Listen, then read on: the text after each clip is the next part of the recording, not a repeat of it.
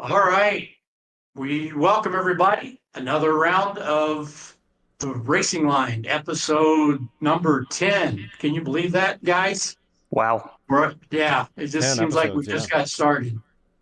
Seems like we just got started. For So, sure, yeah. Yep.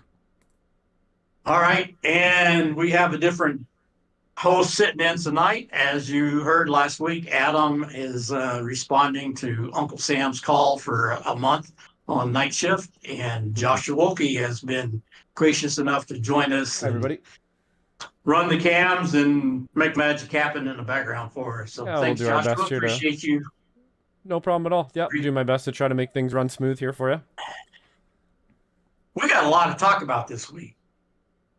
Man, do we? It was sure, a wild 3 races over the weekend, for sure. So, Josh features heavily in a couple of them. It's Had a lot good to have about him in house then, huh?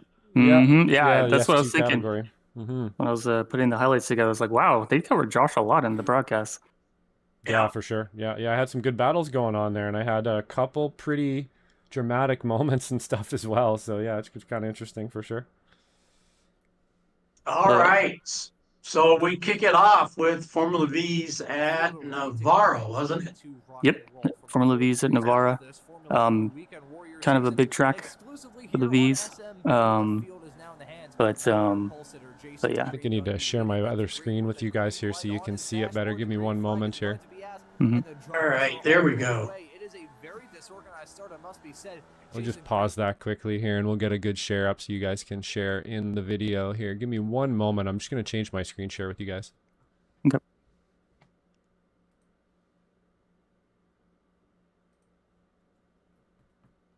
See if we can't do Hey. the virtual cam. Should that work?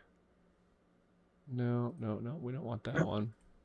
We'll get her set up here. Sorry guys, my first run at this one. It's all good. We're still learning here too. It's fun to have a couple technicals. It's all part of the fun. Yep. You know what I'll do? Just make it simple. Is I'll give you guys my OBS there. That'll be probably the best way to go.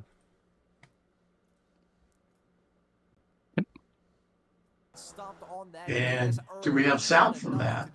There you guys go. You should have a bit of sound. You will have sound out on the stream, but you guys might not be able to hear it. Okay, sounds good. So, looks like Jason Green to the front. Yep, starting on pole. Fortunately, we got a mostly clean start. I went really early to try to string out the field so we didn't have 5 wide into turn 1 again. But yeah, just the one minor incident with JP hitting the inside curb of turn 2 and getting into Adam. Although later in the lap, 2 separate incidents. Thor getting caught out by the curb. Yeah. Yeah, Thor kind of spun on his own. That curb ball, kind of like the Suzuka curbs. If you put just a wheel over it, it'll spin you. And then Alan and Michelle got into it. Guido getting sneaky. Trying to fall into line behind Stefan, and Guido sneaks up the inside. Yeah, this first corner is not an easy place to get a pass on for sure. We were talking about it quite a bit on the stream there, just how hard it is to... You think you can go up the inside because there's such a massive gap there every lap. If you're doing the corner right, you kind of want to set it up wide. But if you try to sneak up the inside, I mean, I think Jason Perry found that out on the first lap there pretty easily. But Guido professionally squeezed his way through there.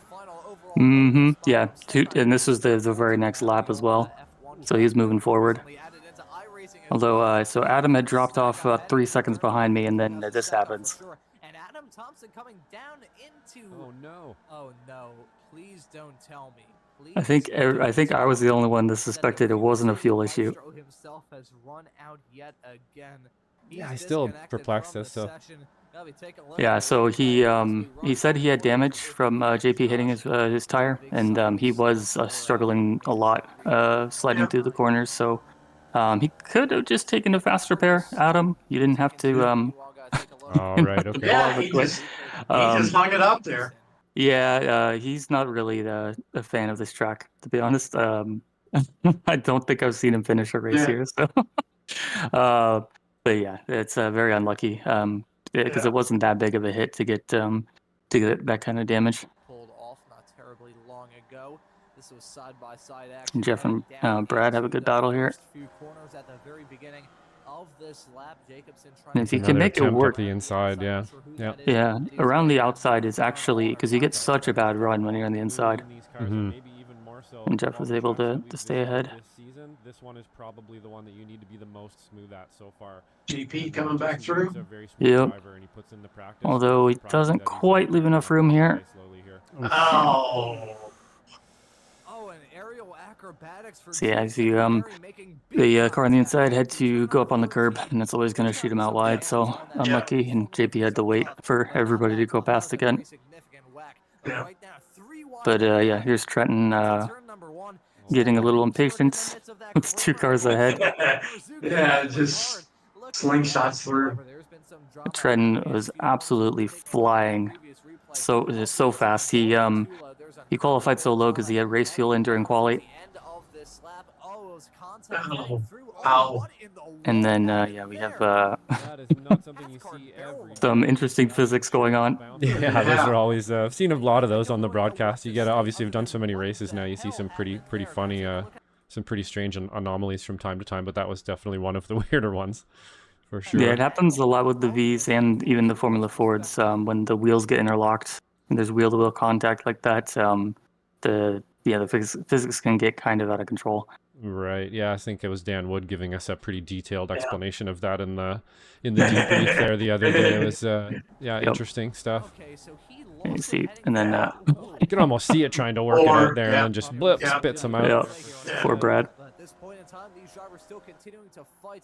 The game of leapfrog continues with Trent Kramer slipping up into P2 overall. Yeah, you notice the gap was 3 seconds. Now it's 1.3. Pretty much. Yeah. Oh yeah, this is when he does get the draft, and that was pretty much all Trenton.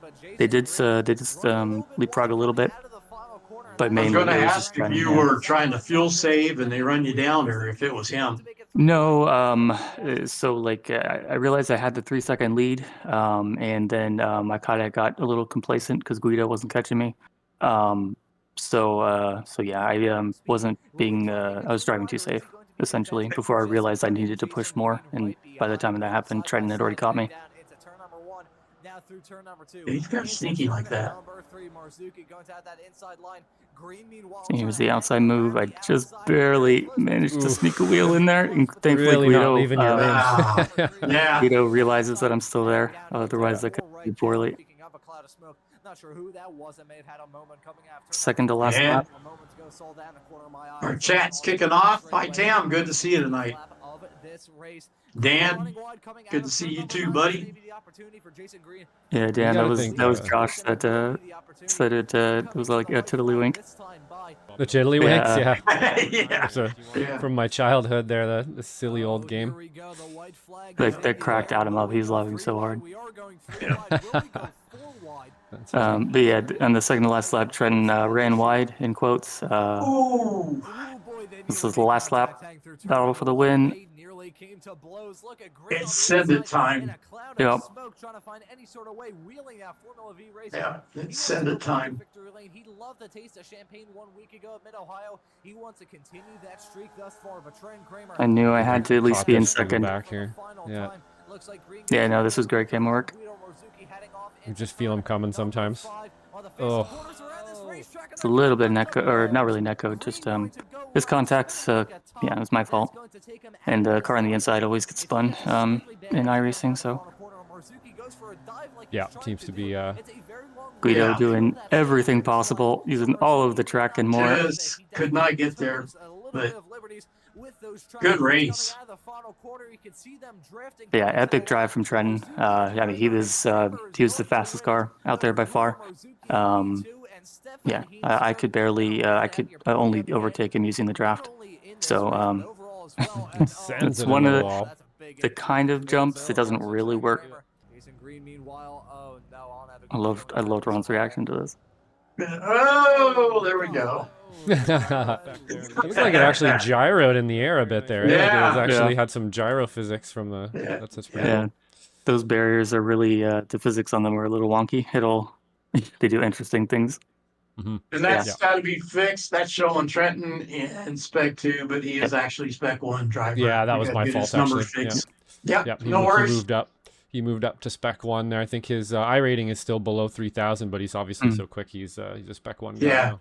He moved up. I think his car number is 20 now or something, like his real world car. So. Yep. But yeah, great drive from Trenton. That's his first Weekend Warriors win that didn't involve alien abductions. I think he also won the when we were at in the Formula Fords at Mosport. So yeah, great job, Trenton. Even though you chased me down, so I'm a little salty about that, but well deserved. Purely on pace. So love great the livery job too. The Bullet Bill livery's great. Yep. Yeah. And also great drive again from Guido and Stefan. Another solid drive from him. Yeah, we got some interesting points coming up when we get to them in a little bit. So looking fun. But yeah, I guess it's kind of a good thing that the Trenton chased me down because that would ruin our streak of close finishes. So another 10th between the leader and second place instead of a couple of seconds. So I think we're still under a second for the whole season is winning margin. Yep. So yeah, how good is that? Mm-hmm. Yeah, I mean, to be honest, out of all three leagues, I'm having the most fun in the Formula V's so far this season. So yeah. I most definitely would race that one if I could. Yep. So, all right. I'm going to preface this next one before we get into the Formula Fords by saying I had a phone call from one of the members before the race was done saying I was going to have a whole lot of pissed off people at me. But we didn't. I mean, like I said, everybody knows what the real world is. That's what you're going to get. Yeah, well, let's check that out. Yeah, the FFs, it rained. It was a downpour. Let's have a look. It did not rain in practice and qualifying. Yep, and that's how every time we've had rain, it's been like that, where we haven't had a consistent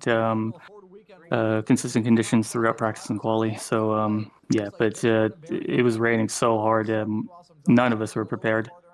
Yeah. Oh, there goes one off right there. Yep, Daniel going off in turn one.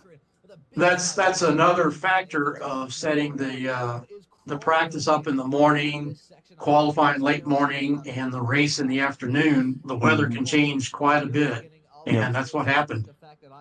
So yeah. And in retrospect, it probably should have crossed my mind that it might rain at Cadwell Park. It's fairly obvious place for it to rain, and just because it's a hard track doesn't mean it doesn't rain there. Yeah, I mean it's in the UK, so yeah.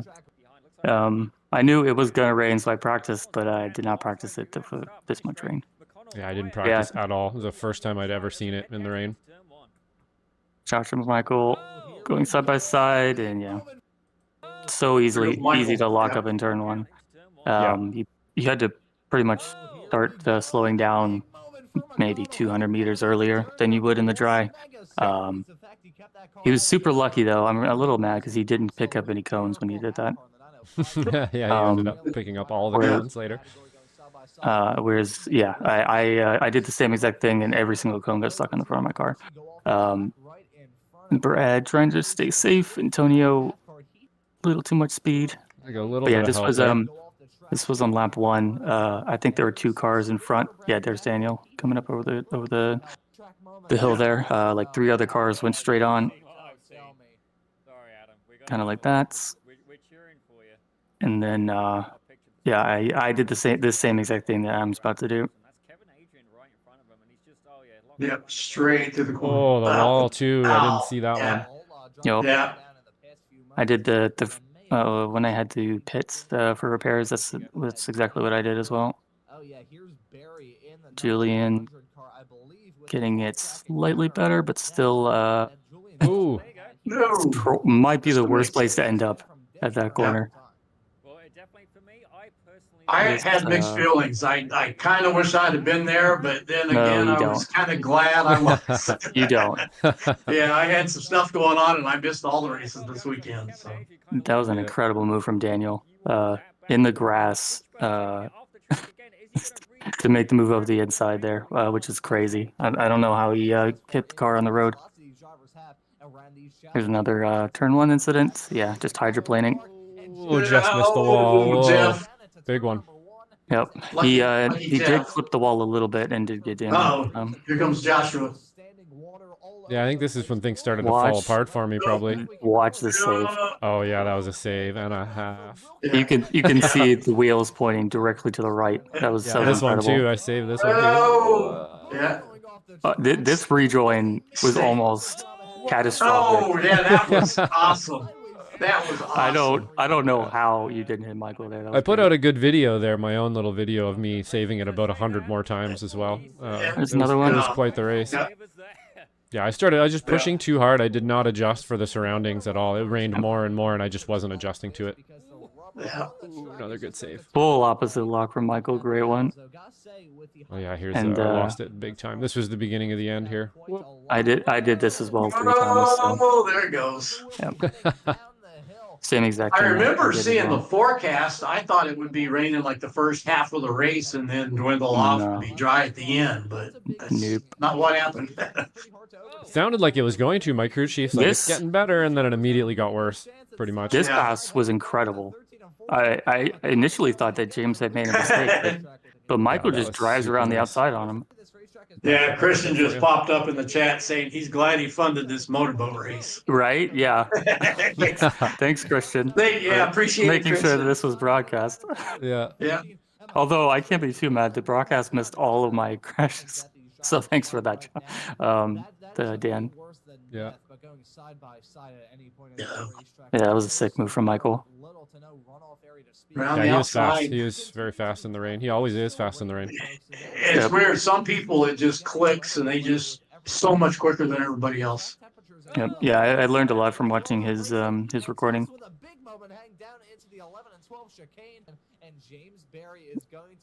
But yeah, eventually James managed to get in front. We had 6 people finish.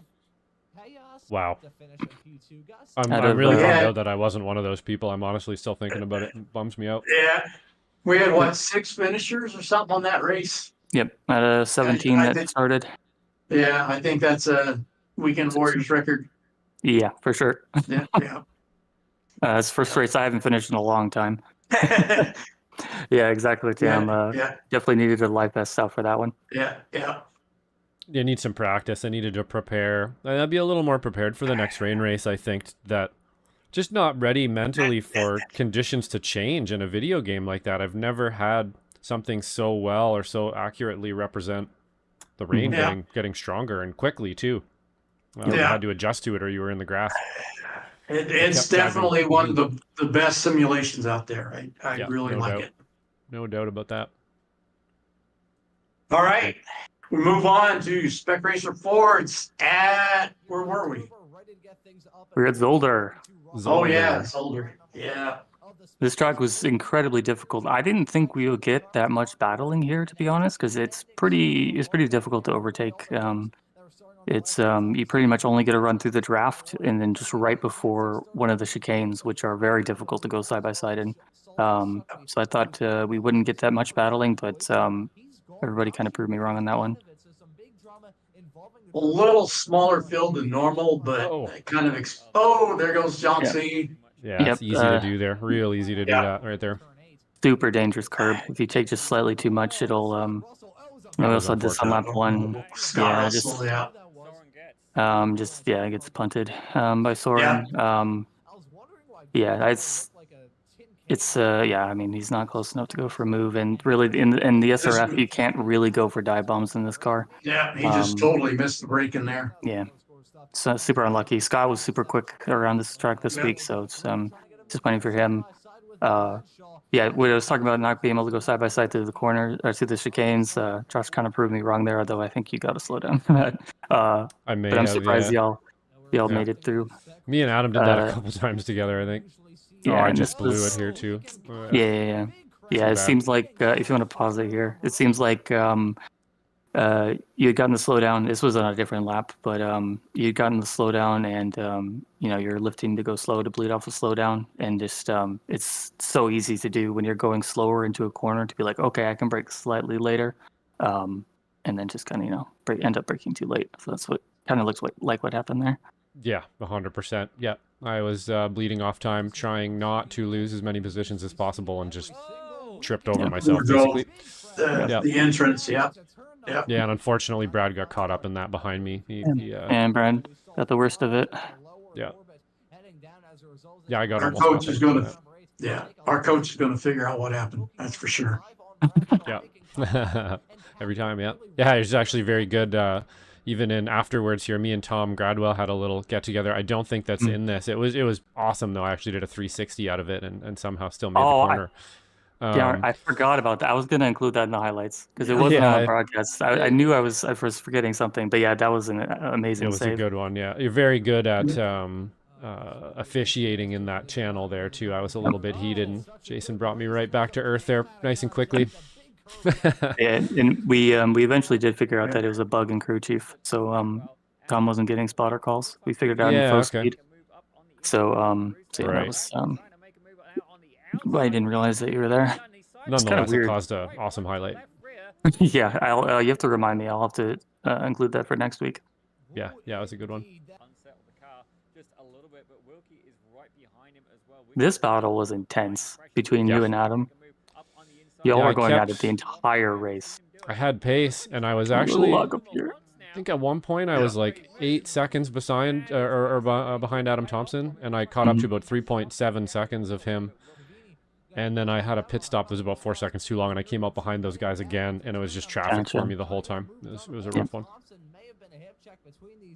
All right, who's Mr. Excitement? No. I'm guessing that's Ron. Yeah, I haven't heard Ron. How did they hear him?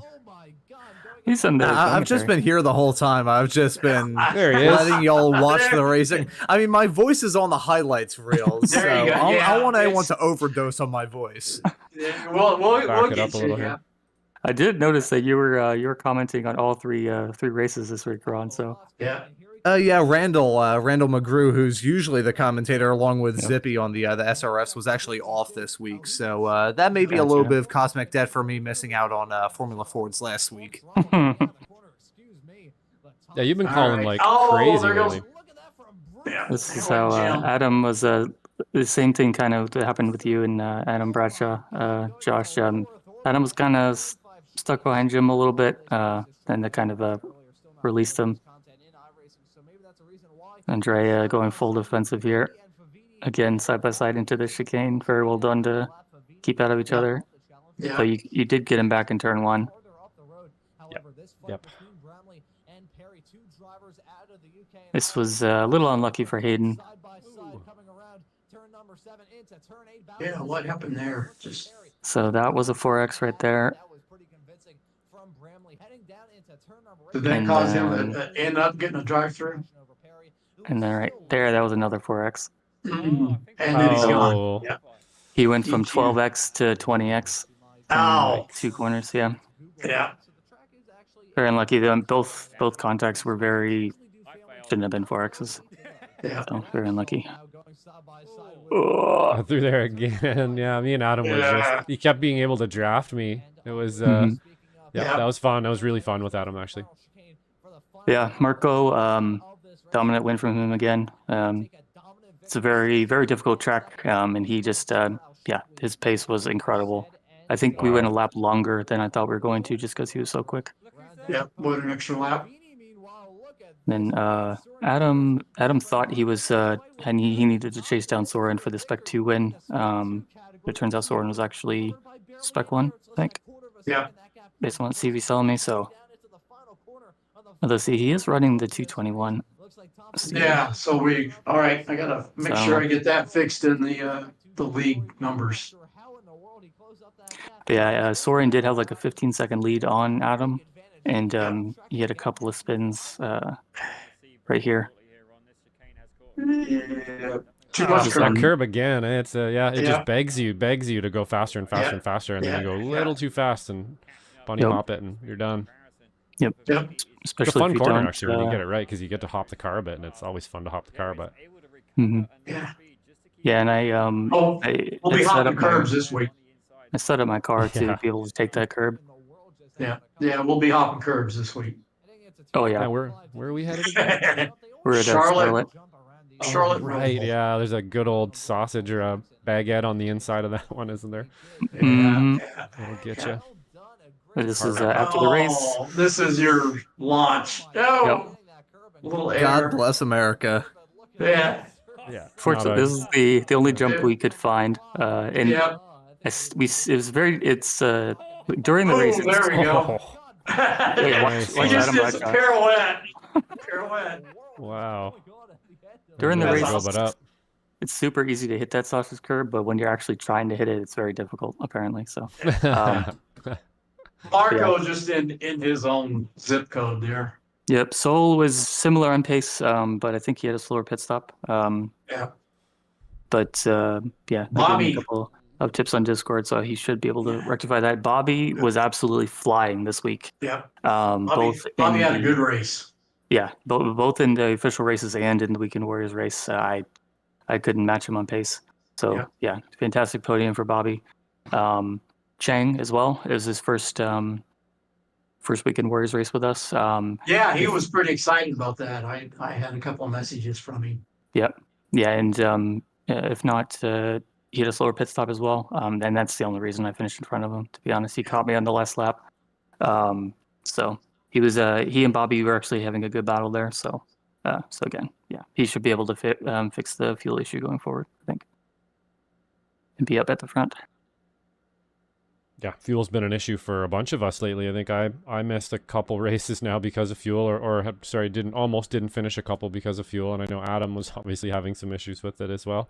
Not really sure why. I set my crew chief to kind of put a bit extra in.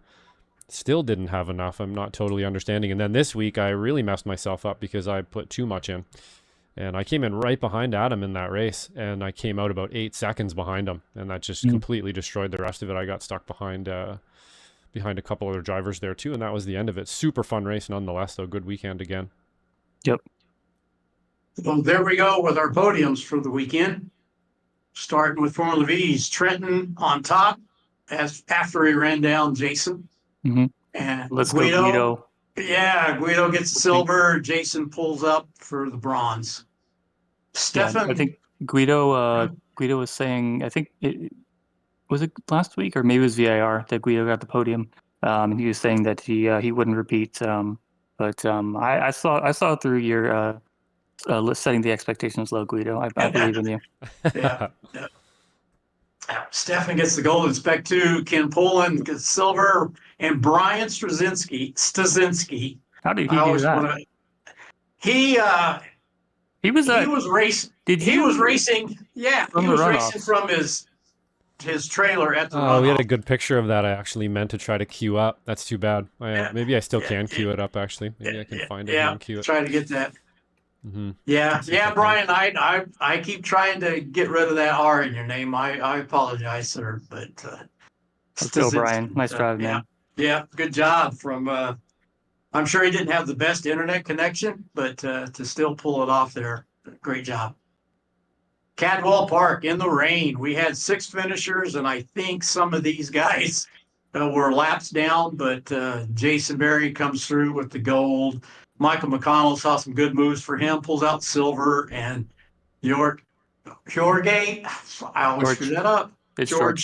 George Gonzaga pulls out the bronze. Yeah, Brian says he had 40 frames per second with just enough. That would be tough to race. So awesome job, bud. We had and there were two people finished on the lead lap. It was James and Michael were on the lead lap. Yeah. Everybody else was laps down. Peter True pulls in the gold in Spec 2, hung in there. Joshua Wilkie, look at that, pulls in the silver. Just barely finished in the pit lane. Did you? Paul Jackson pulls the bronze. Masters, we had Brad Cathcart, Jim Brewster, and Antonio Reese. And I don't think the last 2 even finished. I'm not sure. But yeah, they didn't. Yeah. And Paul didn't as well. Sorry again, Paul. Yeah. Wasn't on the broadcast, but I was rejoining the track, and I misjudged how much grip there was on the rear tires and spun across the track right in front of Paul. So sorry again, Paul. That was one for the history books for the Formula Ford guys. Yeah, one to forget. Yeah, one to forget. At least for me. Yeah. Michael, again, hype for Michael. That was an amazing drive from him and everybody who finished. James and Michael both to do what they did and be together there on the lead lap. That was horrible conditions on a really tough track to begin with. So I don't think that could have been an any tougher challenge. Spec Racers, Marco in his own zip code, Sol again in his own, except the pit stop. Bobby West had an awesome day. Adam Thompson brings home the gold in the Spec 2. Let's go, Adam. And Josh, look at that. SMB represented well in Spec 2 right there. Yeah, top 2 for sure, with the new liveries too. Yeah, those liveries are incredible. Well, good job, Adam, on those.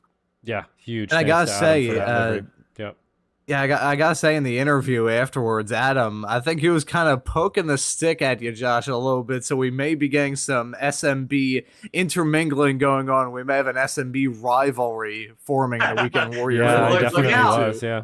Well, we're pretty similar pace too, I think. So I have a feeling we're going to be trading some paint at some stage here. I can see you two battling out for the championship at the end of the season. That's going to be good. Yeah, I'm hoping the S2, the field fills out a bit winter time here. I'm sure it does, right? Like next season, it'll probably be a little deeper. Well, and to give it also, Zolder's not the most popular track.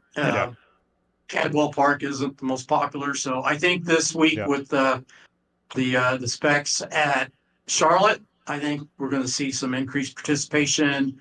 Where's the Formula Ford's going this week? Do you remember? The Formula Fords are going to the Hungaroring. Oh, yeah. The next race of the season. So that's going to be another oddity. I like Hungaro. Is it the full layout or is it a club circuit or it's full layout? I think it's the full, isn't it? I think so. I don't think there are any alternate layouts. Yeah, maybe not. I'm not sure. Yeah, strangely enough, I think there's only one variation imaginable, and I think it's coming out of turn number 4. There's a small little chicane that they used back in the 80s that I don't think has been touched since the bicentennial, so it's watch it, I think it's only one version on iRacing.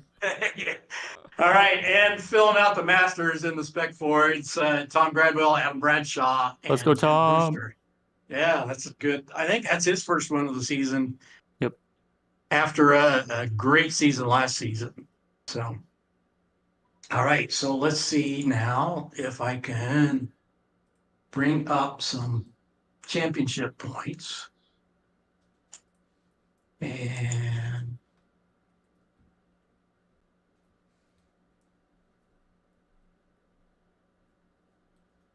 see if we can get back to the 50, 60 car fields. I remember when me and Ron started doing this, or when I started doing these, it was couldn't believe it. Some of the productions we were doing, 64 cars and SRFs everywhere. I had to be a part of it. It was it was definitely pretty cool.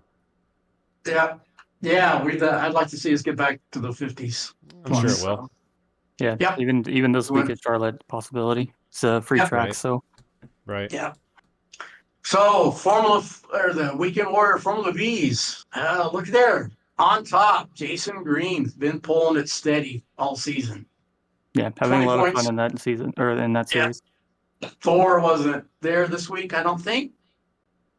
Was that right? He was. It was. He just got struck by a falling anvil. Exactly. Yeah. He's one of those races. And Guido's right there too. He's only 6 points behind Thor. Yeah, let's go, Guido. And look at the Spec 2 guys. Gary on top with 239. Stefan 238. Morn with 236. That is a battle. So. Look more for that this season. Although Stefan keeps up his consistency, consistently getting top 3s, top 4, top 5. He could run away with that one. He's coming. Mm-hmm. Formula Fords, James Berry on top. He's had a couple of good weeks, 310. He's got a jump on Yonksi. Had an issue. Daniel Tufts back at 30 points, whatever. Josh, you are running away with Spec 2 in this one, man. I'm kind of running away with that one at the moment, at least. Anyway, we'll see if I can Well, if I can hold that together. I'd like to go back and see how many races that you have versus them as well, because that's a big difference. Yeah, I think Andrew actually hasn't done a couple that I was in, or maybe DNF. I think maybe there was one or two he didn't do as well, and I might have a drop or two as well by the end of the season. So that could very well close down. I'll tell you what, Josh. I think some bad news for you. So Thortula was on the show last week, and before this show, he gave me the falling anvil that hit him in the Formula V's this past Saturday. So you may want to look out on Sunday for the Formula 4s. Want to give us an interesting championship fight in Spec 2. Yeah. Well, that's what I'm looking for, right? I'd like some competition over there for sure. Yeah. So yeah, they're coming. They're coming. Oh yeah. Masters, Brad's out in front by almost 20 points or 21 points. Jorg and Jim pulling up the second and third. They're coming too. I think they've missed a race or two, so look out. That will tighten up. Spec Fords, Marco. He's again. When he raced with us before, he was out on his own, and he's starting. Yeah, he's starting to do it again this season. He took a break for a season or two, but he's back full force. Yep, almost 100-point lead over Jason. But he's won every single race so far, I think. So that he's been in. Yep. Yep. Well, yeah, we've done 4, and he's at 420. So yep. I think it should be a little closer. At Charlotte, it's a track that we've all driven. I know I'll be closer to his pace at least, and Yanchi as well. A little bit more equalized with the draft. Well, just in terms of overall lap time as well. But the draft is super strong there as well. But it's a combo between a draft track and a very technical track as well. So our buddy Josh on top again, Formula Fords and Spec Fords. Not quite as much of a lead in this one, though, Josh. Paulo's, 37 points behind you. Yeah, that's still striking distance there. I don't think he's missed around maybe, and things are a little tighter there. Field's a little bit deeper generally on the weekends, I think. Yeah. Masters, Brad's out front only by 6 points over Tom, though. Tom won it last season, so it's coming. If Jorg can avoid the bad luck, and Antonio as well. Those two can climb up the charts really quick. So, and I don't think either of them were there this week. So, that's why they're not on the page yet. Yeah. So, all right, guys. Yeah, we already mentioned the SRFs are going to be at Charlotte's, Formula Fords at Hungaroring, and Formula V's are at Oschersleben. So Oschersleben is pretty fun in the Formula V's. It was a lot of fun last season. That's one of the races I was able to do. Hungaroring is it'll be interesting, to say the least. Always difficult to keep it on the track. Lots of off-track potential there. And Charlotte is going to be wild. It's with the draft and then the hazards of the chicanes. Very easy to get wrong. The entry to the oval as well, super difficult corner. Very easy to hit the wall. So it's very challenging, and then chance for a lot of opportunity for chaos. So should be a wild one.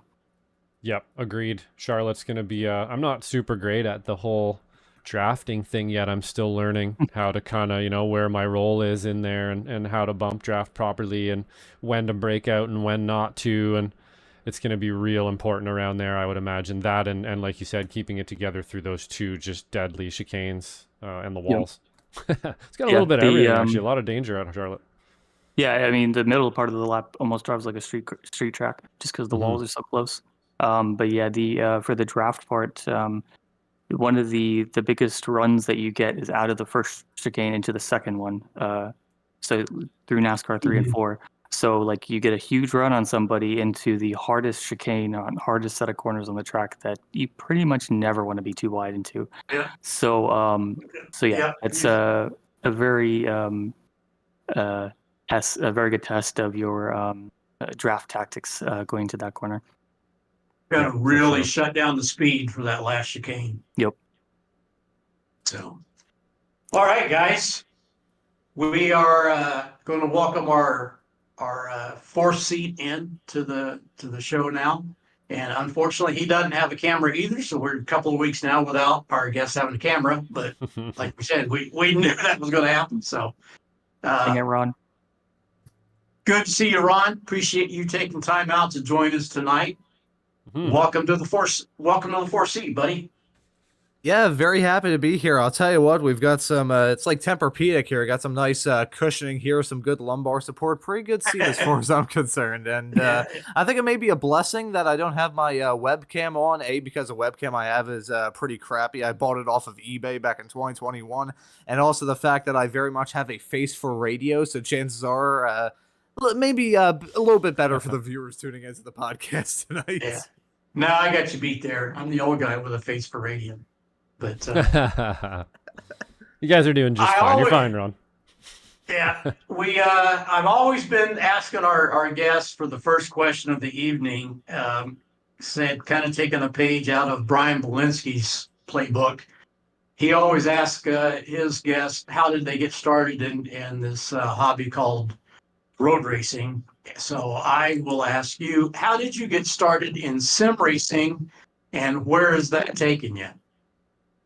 Oh boy, that is a very good question that you ask. Really, I got into sim racing a lot later compared to how I got into normal racing. I really got into the world of iRacing, I'd say probably around 2019, 2020. Right about the time the pandemic began was when I really started getting into the sim. Yeah, COVID time, a lot of people getting into it. I was a member of the Philadelphia region of the SCCA, still am to this day, and of course with the pandemic hitting, our season got shifted over because of a lot of the COVID restrictions that we had here in the state of Pennsylvania. So I ended up joining a lot of the other iRacing leagues, and I had not very good sim setup, if I'm being completely honest. I used to just do a lot of sim racing on my Xbox as a kid back in the day, but I didn't really get into iRacing up until like 2019 and that sort of area, but just slowly started getting into the sim, doing all of that. And if I'm being completely honest, I kind of fell out of iRacing for a little bit, moved my setup from the living room in my house up here into my bedroom where it is today, and I didn't have any room for a permanent sim rig. Still don't at the moment. Whenever I want to drive in the sim, I have to drag it in from all the other rooms into my house into here. But kind of fell out of iRacing for a little bit, and then got into it around March of 2023 when some opportunities to run my mouth kind of became a bit more apparent. Yeah, on another broadcaster that we picked up with the Weekend Warrior series, and had you helping us out there, and also the Tuesday night SCCA base league. I know you came in for that. Yeah, I'd done a couple of seasons. Well, I've done a couple of seasons now with, at this point, all three of the Weekend Warriors series. And I think I've done about 2.5 seasons with the Tuesday night series, which, if anyone has heard, kind of getting reformatted. I'm sure you're going to share a little bit of that between now and the end of the month. Yeah, let's hope that gets back. Yeah, me and Ron did those together, actually, back in the day. Yeah. Those broadcasts are always a hoot. I remember...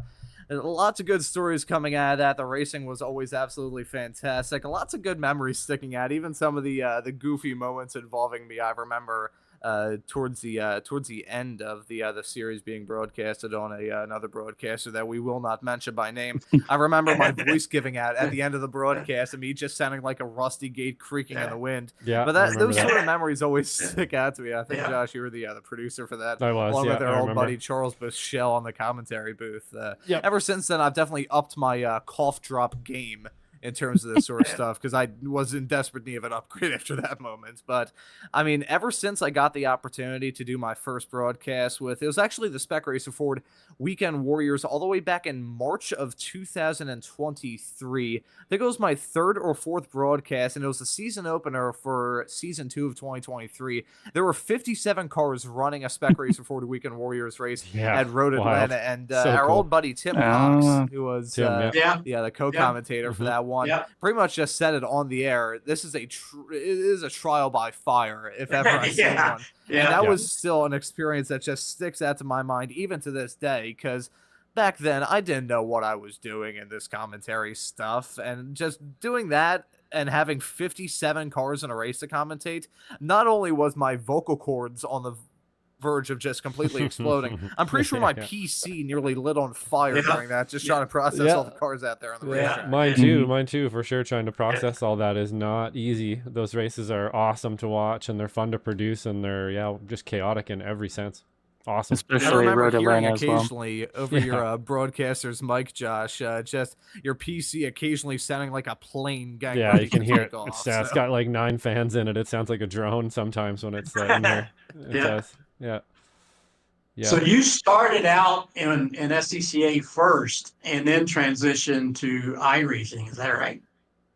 Correct. I'd gotten my starts doing autocross with the SCCA all the way back in 2013. Some people are kind of familiar with the autocross world, at least before 2020, may remember the old junior kart program. And here in the Philadelphia region, we had a pretty good community. And towards the end of that program's existence within the SCCA, we had a pretty decent grid of drivers and had some pretty young kids as well. So I started out in 2013, got my first kart earlier on in that year after a chance encounter with a guy who just so happened to run the rental kart program at the go-kart track right by the old Raceway Park, English Town NHRA drag strip. Got a chance to meet him during a league series that I was running at this electric go-kart track right outside the city of Philadelphia called Speed Raceway. It's now been taken over by K1 Speeds. Basically everything is done across the country. But I'd gotten started with that back in 2012, around November of 2012, and slowly morphed into this, met that guy, bought a kart, which actually used to be owned by David Green, his son Austin used to drive it, and we got that up, bought that, had my brother in his old truck that he owned at that point, drive it back to our house because we didn't have a trailer by that point.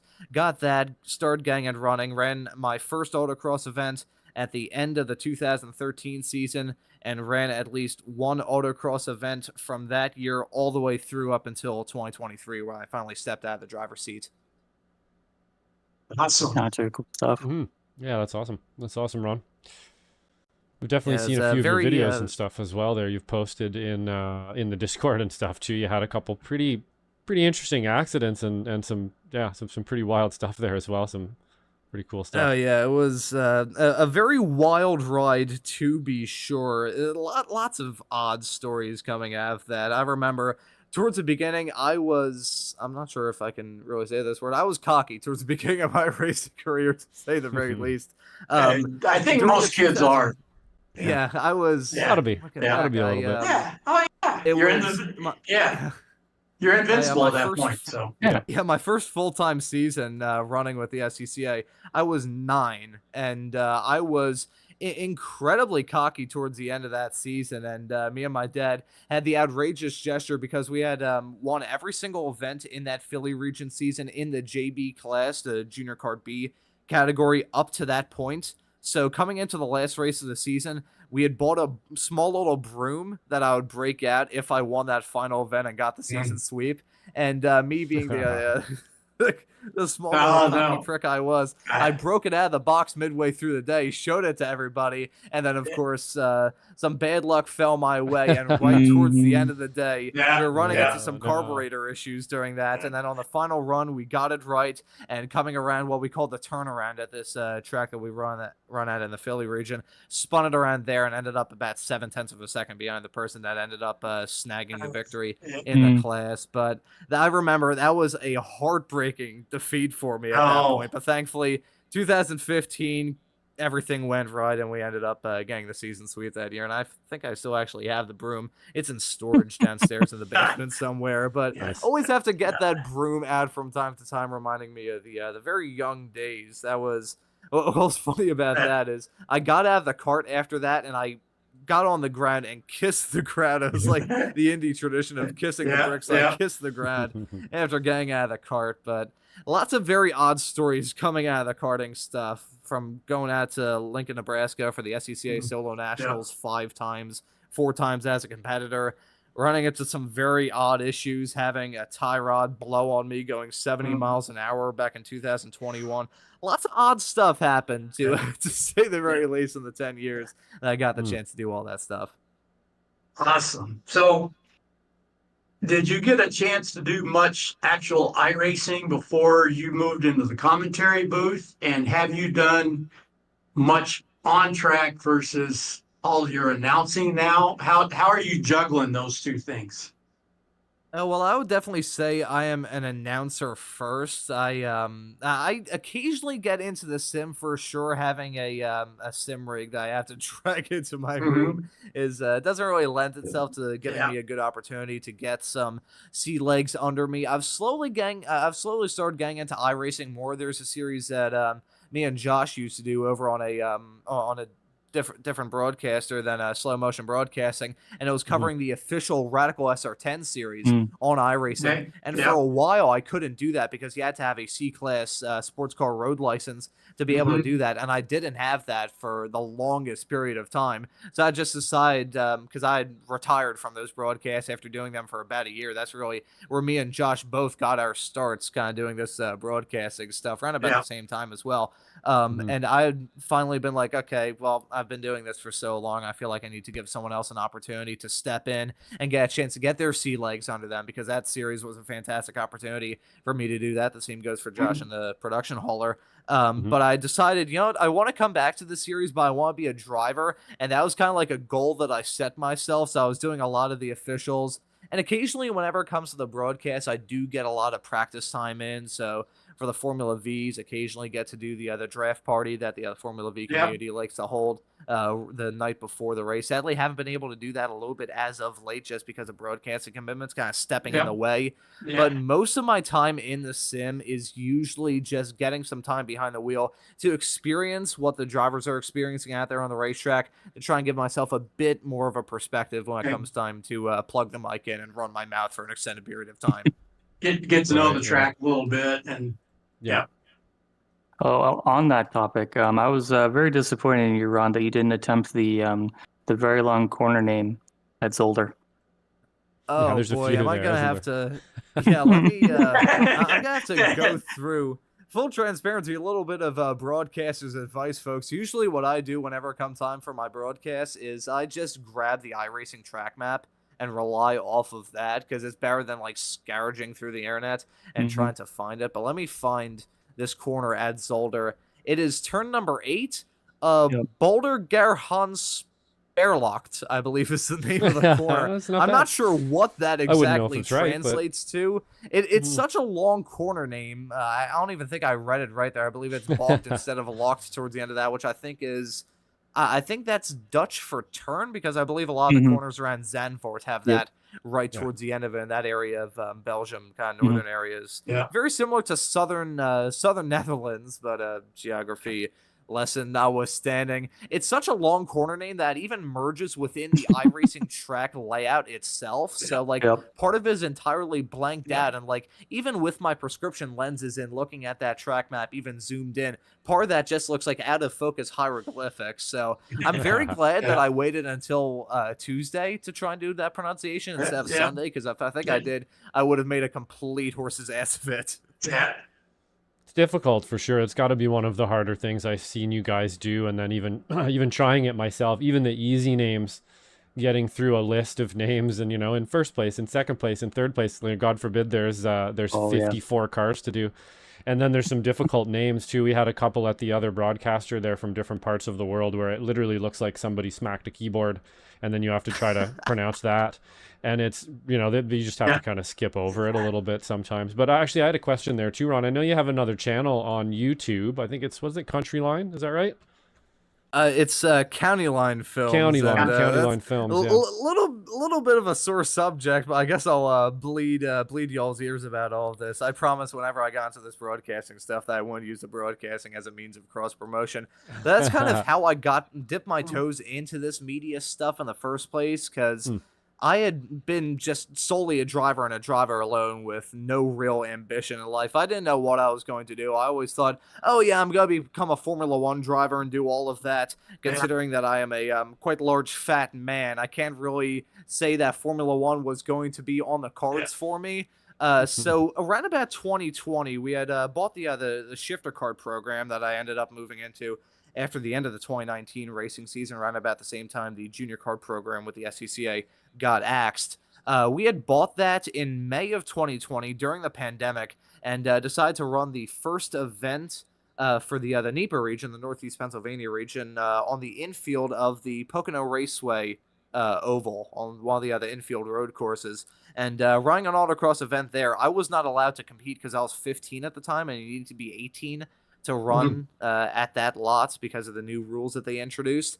So my dad was driving it, and bearing in mind my dad, he's tuning into this, and he was the other Ram Air Ron guy that was kind of waxing lyrical, calling me Mr. Excitement, which is definitely a stretch at best.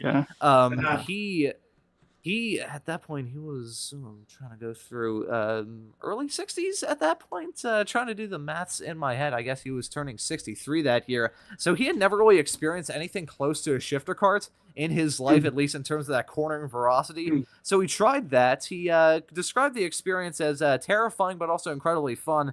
But the most terrifying part was him blowing the motor up going down the back straightaway. No. So seized the piston, the oil in the fuel, because of course it being a 2-stroke motor, gotta mix oil and gas. The oil had degraded in the gasoline, and so we didn't swap that out, and so as a result the motor popped, and from July of 2020 all the way up until the beginning of 2021 I was not able to drive at all. We had my old junior kart, but that was not fast compared to some of the guys I used to race against running shifters that they had upgraded into.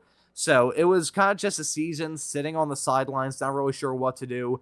And in the past, like back in 2016 and some other times before that, I tried my hand of running like blogs online of like talking about racing and just being like a goofy doofus kid, 11 years old, writing about Formula One, thinking, oh yeah, I'm an expert about this stuff, and just writing the most nonsensical things imaginable. So I was like, what if I tried that again? And what if I tried like making some YouTube stuff? Because I've been seeing some motorsports creators on YouTube, and I was like, yeah, let me try my hand at this. So I asked my my older brother Michael for a Blue Yeti microphone and a pop filter. The pop filter I still actually haven't used to this very day.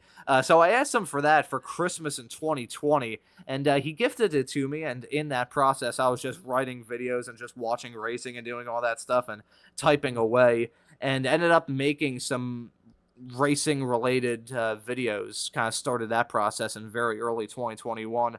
I was just a bored sophomore in high school, didn't really know what else to do with my time.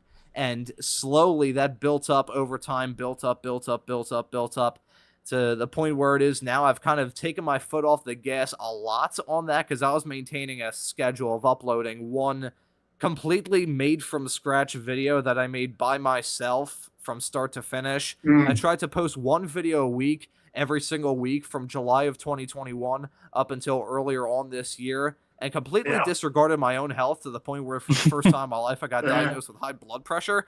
So I was like, you know what? I think this is a bad idea, because as much as I like making YouTube videos, I do not want to keel over before I turn 20. So I kind of took my foot off the gas. But really that experience was what got me into this commentary stuff in the first place. Just being able to run my mouth in the voiceover, I guess, was enough proof for someone to hire me to run my mouth live. Okay, so there's one question. You're only 19 right now, is that correct? Correct. Turning 20 this upcoming December. Oh man, you got a good start on it. But Brian in the chat is asking, how old were you when you knew you had a great motor mouth? I mean, announcer voice. Boy, that's a very good question. I would say signs of that began very early on. I just yapped constantly, and I still do that to this day, albeit I'm just getting paid to do it now.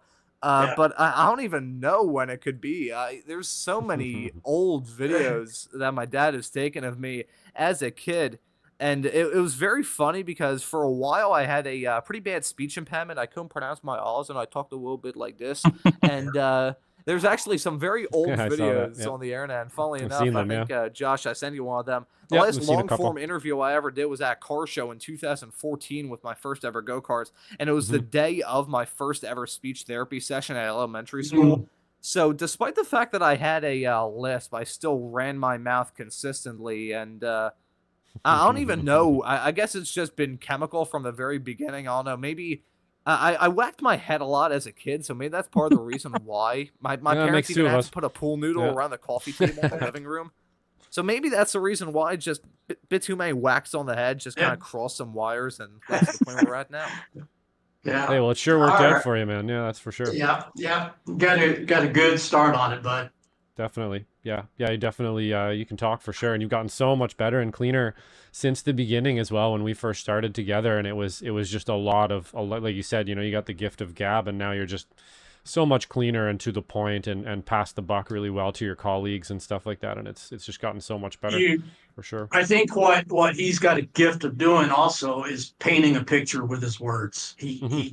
You have some very descriptive terms, and you pull them out of thin air. I don't know where, and very, very descriptive words that you throw out a lot of times, to describe what's going on. So, great job, bud. Yeah.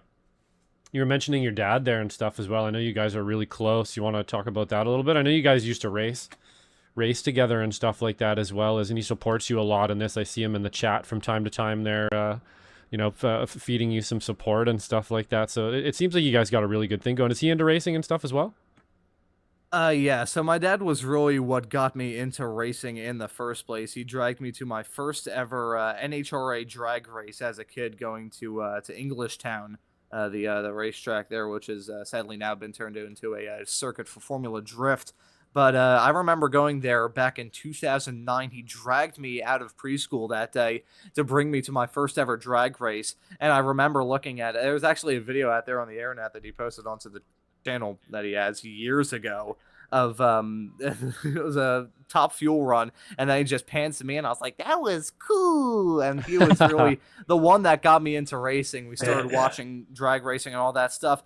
That was really the form of motorsports that he was a fan of the most. He used to do a little bit of it himself. He used to go to Atco Dragway. I don't know if anyone's heard of it, the drag strip here in actually I say here, right outside the city of Philadelphia in Atco, New Jersey. He used to do a little bit of that. He used to do some drag racing around the streets of his old high school up here in the northeast of Philadelphia. And that's kind of how he got me into racing, through drag racing, and then slowly started kind of expanding my lens when it comes to motorsports. Started watching IndyCar, Formula One, NASCAR, then slowly built it off into other forms of racing. And now I'm just, the big thing that I always try and hammer home, and I never really get the opportunity to kind of hammer it home, is the fact that I am just a race fan. At the core, I am just a guy who likes watching racing and has been watching racing for far too long in my life. I mean, for the first 4 years, didn't really know what racing was. I think we all do that. For the past 15, probably, though, I've known about it, and it's basically been it's been my life. I mean, through the karting stuff, and now getting out of the seat and going into this, that's really just been my life for as long as I can remember. So I kind of feel bad for my friends at times, because they don't know too much about racing. I just bleed their ear off about it all the time, and they're probably very. We're your friends now. Throw me away. I know the pain of that. Yeah, we're finding our people friends. here. Yeah, defensive people here. We're for your sure. people. Yeah. Hey, Michelle Lynn says her dad used to race at ACO back in the day too. So small world. Oh, there you go. Yeah, my dad used to do a little bit of stuff around Atco. Kind of the whole family was into it, because it's kind of growing up in the 50s, 60s, and 70s. My dad and his brothers were, so it was kind of that era where the whole culture was listening to Beach Boys and getting a good car going, building your own hot rod, and just trying to show it off either on the streets or at a drag strip. And that's that's the culture that my dad grew up in back in the day. I can say the same for both of my brothers, because they both I say that both of my dad's brothers, they got into it. My brother, my dad's brother, I keep saying that my brothers, my dad's brother, my uncle Carl, he was very big into racing. He was the oldest of the three brothers, the three kids that my grandma and grandpa had. And he was born kind of like late 40s, I think, kind of around that same era, certainly in the 40s. I forget what year exactly. And he was really big into racing. They went out on a trip to Indianapolis to the U.S. Nationals for NHRA back in like 1976 or something like that. So the racing stuff, it's very odd for sure, because my grandfather, who immigrated to this country back in the 1920s, I think, he was a German butcher. And that's kind of how he made his living. He just sold meat here in the city of Philadelphia. So how we got from My grandfather being a butcher, my dad being a mechanic, to me being a loudmouth professionally is a very odd transition for sure. I guess unpredictability is a wonderful thing. Yep. Well, we hope we can keep you around. I said we've got the 3 Weekend Warriors leagues, and you're definitely on top of that. The Wednesday night is going to be the old SCCA unofficial league. It's been rebranded now to the Club Racing League, Esports Club Racing League. And we got to get some sponsors, get a broadcast and stuff, but hopefully we'll see you on there. Let me throw up a little share real quick of it's still very much a project in work, but you kind of see there we've got 3 different groups. Each group takes 3 weeks to go through a round. So the group 1 is going to be Miatas, both current and what's the word? The older ones, Legacy. And then group 2 is going to be GT4s. Those is going to be kind of geared towards the WRL guys. We're going to do a 1-hour race, pit stop involved, driver change optional. And then group 3 is going to be Formula V's and the SRFs, 30 minutes race each. And then we'll start all over again with group 1. And you can kind of see some of the schedules, some of the tracks we're starting to throw together. And I think it's going to be a ton of fun. And we're going to have the SCCA guys and bring in WRL guys and Challenge Cup Formula V guys and SRO guy, whatever we get into this. Cool. The enthusiasts, we're not going to require a membership in SCCA like it has been in the past, kind of open it up and try to be a little bit of a bridge between all the organizations and let them race together on track. So hopefully cool. We can get some sponsors and get that broadcast and hopefully we can pull you into doing some of that. Mm-hmm. Yep. So there's my plug for the new league coming out on Wednesdays. Anybody out there that knows and wants to get involved with that, be sure to let me know. I think it's going to be a really cool, fun league. But excellent. Yeah, good to have another one during the week back too. That's great.